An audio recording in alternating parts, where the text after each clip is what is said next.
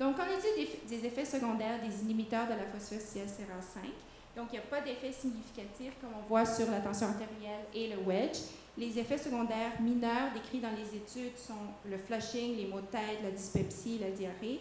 Et il y a quand même un bon track record au fil des années, car ils ont été utilisés depuis longtemps chez l'humain dans le contexte de la dysfonction érectile. Donc, ça fait quand même beaucoup d'années que c'est utilisé. Donc, à cause de ça, je pense qu'on peut quand même dire que les effets secondaires sont quand même pas majeurs, sinon on en aurait déjà entendu parler. Donc ça peut être un effet secondaire important. Ça m'a été donné par le docteur Quentin. Et qu'en est-il des guidelines? Donc, le docteur Ducharme a écrit les guidelines. Donc, ils nous ont donné des conseils pratiques dans les guidelines et je suis tout à fait d'accord avec ces conseils pratiques. La première chose, c'est que dans le but on peut donner du sildenafil. Ils nous disent qu'on peut donner du sildenafil pour soulager les symptômes et améliorer la tolérance à l'effort chez les patients qui sont atteints d'insuffisance cardiaque de stade avancé associé à une hypertension pulmonaire sévère. Par contre, moi, je dirais que probablement sévère, c'est un peu dur. Je pense que tous les patients, des données que je vous ai montrées, probablement que tous les patients avec hypertension pulmonaire pourraient probablement en bénéficier. Car la plupart des patients symptomatiques présentent un certain degré d'hypertension pulmonaire et même les patients avec hypertension pulmonaire légère en bénéficient. Donc, résumé des effets cliniques, on voit que le sildenafil améliore la tolérance à l'effort et la qualité de vie chez les patients symptomatiques. Les bénéfices ont été démontrés à travers tout le spectre de sévérité de l'hypertension pulmonaire et une application importante en pré-greffe cardiaque chez les patients avec ce serait une alternative importante chez les patients qui sont en pré-greffe, qui n'ont pas d'autres alternatives de traitement. Donc, pour répondre à la question, est-ce que les inhibiteurs de la phosphodiesterase 5 devraient être utilisés de routine chez les patients insuffisants cardiaques symptomatiques? Je dirais, qu'avons-nous à perdre?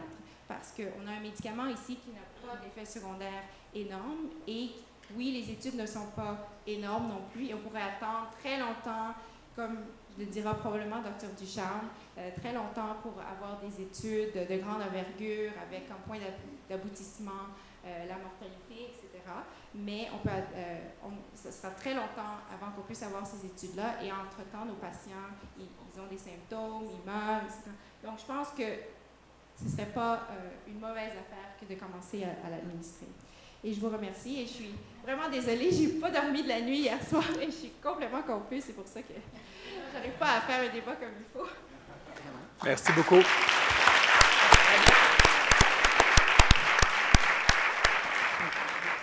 Docteur Ducharme, soyez indulgente. Ben non, moi, je ne savais pas que j'avais l'air d'un lutteur sumo. Hier, docteur Vadeboncoeur, il parlait des personnes de petite taille quand il disait qu'on était tous exclus des études, puis comme bien des gens dans la salle, on faisait partie de ce groupe-là.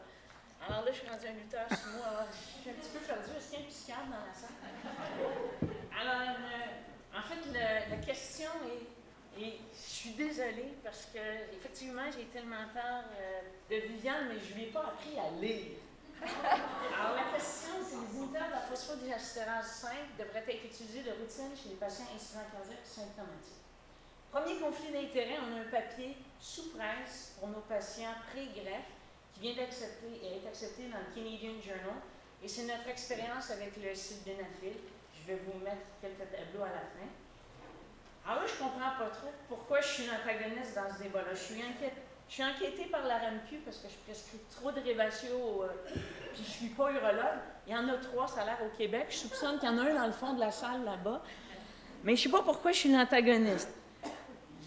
Quand même, les organisateurs ont décidé ainsi, puis oui, la gentillesse de m'inviter, alors merci. Moi aussi, quand tu fais un débat, il faut que tu connaisses ton adversaire un petit peu. J'ai utilisé Google. Si on regarde Google, Dr Viviane Nguyen a eu tellement peur qu'elle a déménagé en Californie. J'ai fait, ouf! Je ne savais pas que j'étais un lutteur sumo, mais j'ai vu qu'elle avait un petit peu peur de moi. Alors là, il faut savoir lire le titre au complet, Viviane, avant d'accepter ou de décliner une présentation. La question, c'est est-ce qu'ils doivent être utilisés de routine chez les insuffisants cardiaques symptomatiques? De routine, chez tout le monde, tous les insuffisants cardiaques, dysfonction systolique, fonction systolique préservée, des valvulopathies, avec ou sans hypertension pulmonaire? C'est-tu pour le plaisir ou pour la survie? Je pense que la réponse est définitivement non. Alors, je vous remercie beaucoup de votre attention. Ben, il me reste 2 minutes et demie, alors 27 minutes et 20 secondes.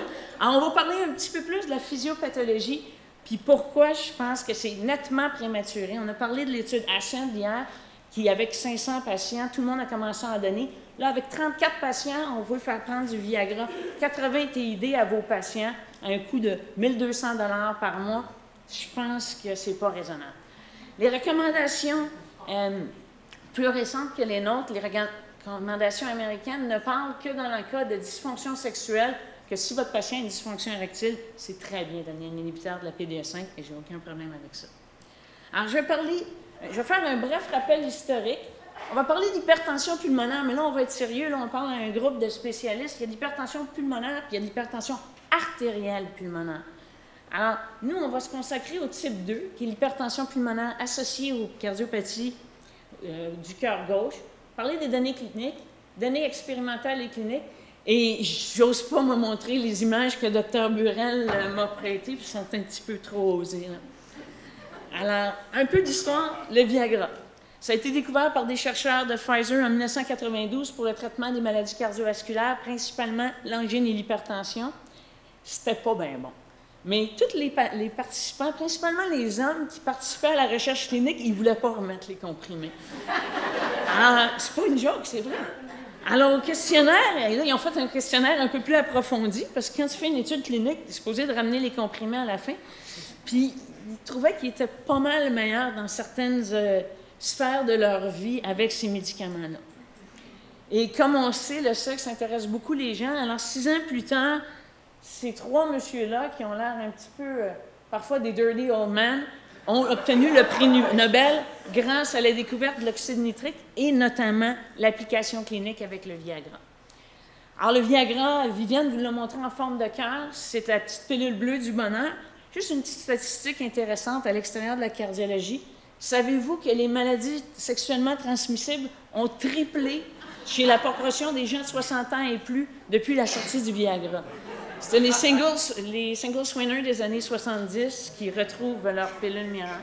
Alors ça, je pense que c'est très bon pour ça. L'hypertension pulmonaire, je pense qu'on ne peut plus parler de primaire et secondaire comme moi je l'ai appris sur les bancs d'école. C'est pas mal plus compliqué que ça. Ici, c'est les recommandations sur le traitement de l'hypertension artérielle pulmonaire en 2003 et qui sont réunies en 2009. Chez nous, Jocelyn Dupuis en fait partie. Nous, tout ce qui nous intéresse, c'est cette petite case-là ici, qui est l'hypertension pulmonaire secondaire aux cardiopathies du cœur gauche, qui inclut, comme je l'ai dit, dysfonction systolique, diastolique, maladie valvulaire. C'est quoi la différence? Bien, l'hypertension pulmonaire est relativement commune, on la mesure à l'écho. L'hypertension artérielle pulmonaire est relativement rare. Quand on parle d'hypertension pulmonaire, c'est un terme général, ça veut dire quelque part entre le cœur droit et le cœur gauche, le poumon est élevé. Quand on parle d'une hypertension artérielle pulmonaire, ça veut dire que c'est les vaisseaux qui commencent à avoir un remodelage, un lit artériel pulmonaire anormal.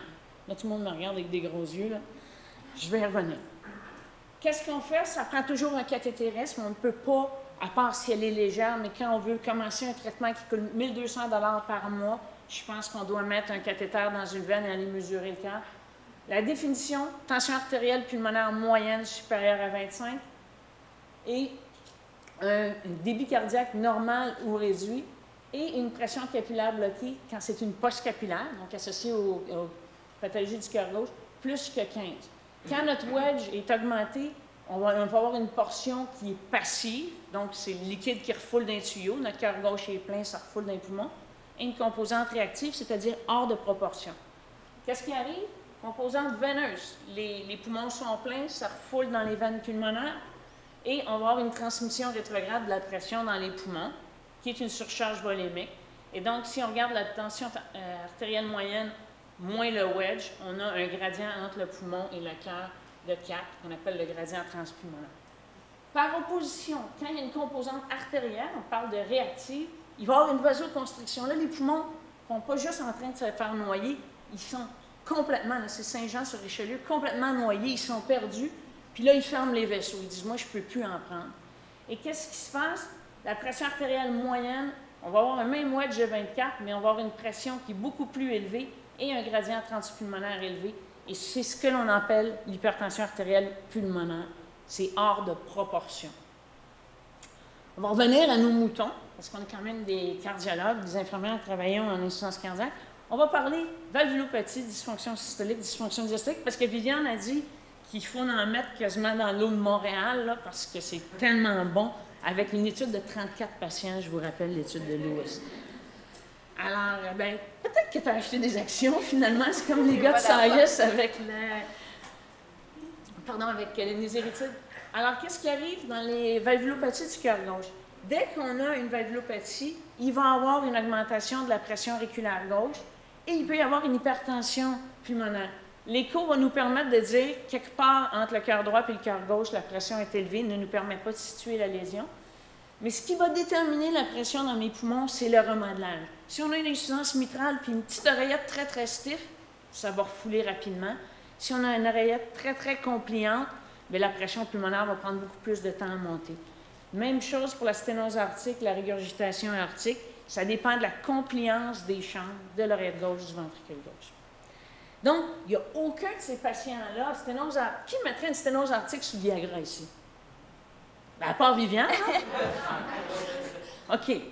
Aucun de ces patients-là est candidat à un inhibiteur de la phosphodiestérase 5 sur la base d'une hypertension pulmonaire. On va traiter la valvulopathie sous-jacente. Soyons sérieux. Là, on va aller dysfonction systolique.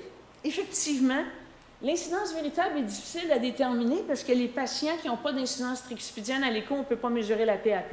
Elle peut être très élevée, très basse, mais parfois le signal n'est pas bon, puis j'en assume, mais à culpa, là, je suis un échographiste.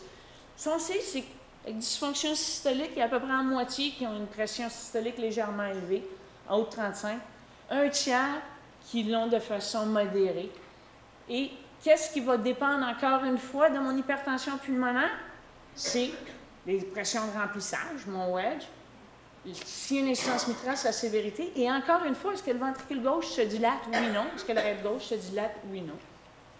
Ce que l'on sait, c'est que la fraction d'éjection est la cause de la dysfonction ventriculaire gauche, ischémique, non ischémique, valvulaire, toutes les affaires flyées que Dr. White nous a parlé ce matin, ce n'est pas corrélé à la présence d'hypertension pulmonaire. Donc, il y a un très faible pourcentage de ces patients-là qui sont candidats à un traitement avec des inhibiteurs de PDE5 sur la base d'une hypertension pulmonaire. Par contre, je suis d'accord, je suis bon prince ou bonne princesse ou whatever, que l'hypertension pulmonaire en insuffisance cardiaque, c'est la grande oubliée. Probablement parce qu'on n'a pas de traitement qui a été démontré efficace. Ce qu'on sait, je vous l'ai dit, à peu près 50% que ça augmente au repos. Il y en a plus à l'effort, c'est pas bien colligé. Puis quand on a une dysfonction systolique et une hypertension pulmonaire, on a une moins bonne tolérance à l'exercice, on a une diminution de notre VO2 max, altération des échanges gazeux, on commence à effectivement à noyer nos poumons, on peut mener à une dysfonction ventriculaire droite, il peut y avoir des arythmies, principalement de l'AFA, il y a plus d'hospitalisation, plus de mortalité. Ça ne veut pas dire qu'il faut donner un inhibiteur de la phosphodiestérase à tout le monde, puis ils ont des moins bons résultats post-transplantation cardiaque. La question, c'est est-ce que ça se traite? Est-ce que c'est juste un marqueur ou ça se traite vraiment? Puis est-ce qu'on prend des thérapies spécifiques pour ça? Je vais revenir aux thérapies spécifiques. Je veux juste finir. On a vu les valvulopathies. On a dit que c'est peut-être mieux de faire un RVA que bourrer le patient de Viagra. On a vu les dysfonctions systoliques. Une grande proportion de nos patients, de plus en plus, ont ce qu'on appelle une insuffisance cardiaque à fonction systolique préservée. Milton Packard, la semaine dernière, disait que ça n'existait pas dans un éditorial de Cirrhotic Heart Failure. C'est probablement plus parce que c'est un amalgame de maladies que l'on met dans une seule case. On sait que son incidence est en croissance, ou peut-être c'est celle de la fraction ABC qui est en diminution, mais on pourrait avoir un débat juste là-dessus.